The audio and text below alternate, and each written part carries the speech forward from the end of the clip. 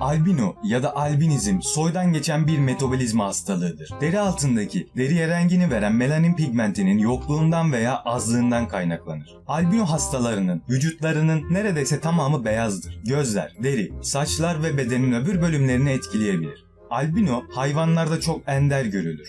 Kamufle olabilecek renkleri yoktur. Bu yüzden üretken yaşa kadar bu hayvanların çok azı hayatta kalabilir. İşte hayatta kalmayı başaran bazı albino hayvanlar.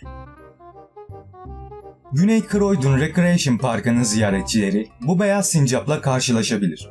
1 milyonda 10 tane görülen albino sincapların hayatları çok kısa olur. Kamuflaj yetenekleri yoktur ve vahşi avcılar tarafından kolaylıkla seçilirler. En meşhur albino hayvan ise 1966 ile 2003 yılları arasında Barcelona hayvanat bahçesinde yaşayan kar tanesi adlı gorildi. Albino bir yarası ise kedilerin saldırısına uğramaması için Avustralya'da Kuranda'daki Beytrek Yarasa Kurtarma ve Rehabilitasyon Merkezi'nde bakıma alınmıştı. Albino bir tavus kuşuna ise Canterbury'deki Wickham Kuş Parkı ev sahipliği yapıyor.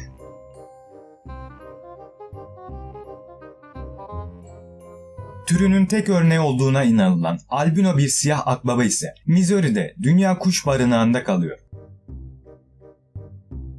İngiliz denizciler albino vatozu gördüklerinde çok şaşırmıştı. Albino vatoz avlanarak bir akvaryuma konmuş ve Gemini adı verilmişti. Şu anda Portsmouth'taki Mavi Resif Akvaryumunda karantinada tutuluyor.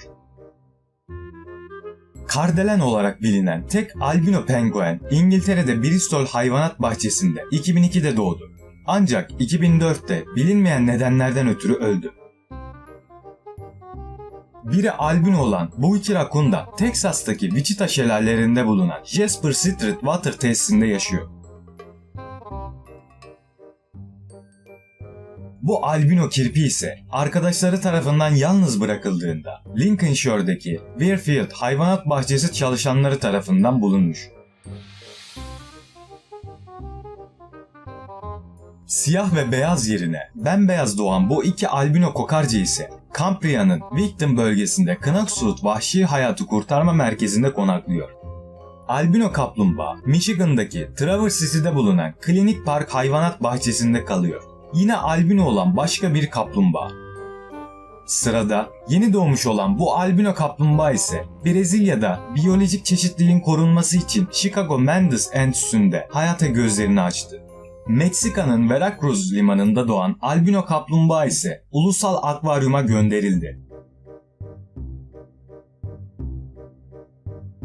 Albino bir kara tavuk da Cornwall yakınlarında yaşıyor.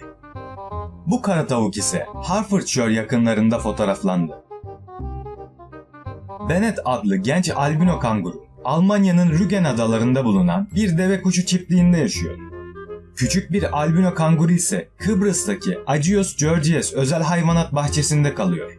Avustralya'ya özgü olan ufak albino kanguru New South Wales'teki ulusal parkta görülebilir. Ve bu resimde normal bir kanguruyla albino olan kangurunun arasındaki farkı görebilirsiniz. Doğada fark edilmemesi pek de mümkün olmayan bir albino kanguru.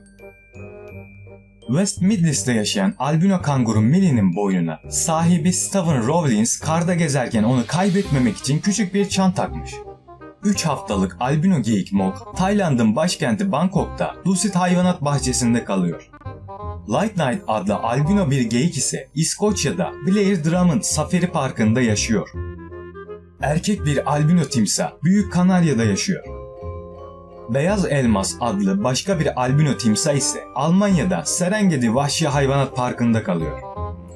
Migalo adlı albino kambur balina ilk kez 1991'de Avustralya'nın Byron Körfezi'nde görüldü. Migalo yeryüzünde fotoğraflanabilen tek albino balinadır. Kendi web sitesi bile var. Hayvan klonlama deneyleri sırasında albino kurbağalara çok sık rastlanır. Bu albino pelikan Brezilya Paraná Curitiba'da bulundu. Albino pitonlarının tanesi $15.000 değerinde. Çok ender rastlanan bu türün üzerinde kaplan desenleri var. San Diego Hayvanat Bahçesi'nde ikamet eden bu koala 1997 yılında dünyaya geldi. Kürkü bebekken portakal rengi tonuna sahipti. Ancak daha sonra rengini kaybetmeye başladı. Yüzbaşı Eric Rowe, 2007'de ABD'nin güneybatısında bulunan Meksika körfezinin kuzeyinde Calcasieu Gölü'nde bir yunus gördü. Bu albino yunus kırmızı gözlü ve pembe renkliydi. Gözlemciler bu yunusun diğer yunuslardan biraz daha yüzeyde kalma eğilimi olduğunu söylüyor.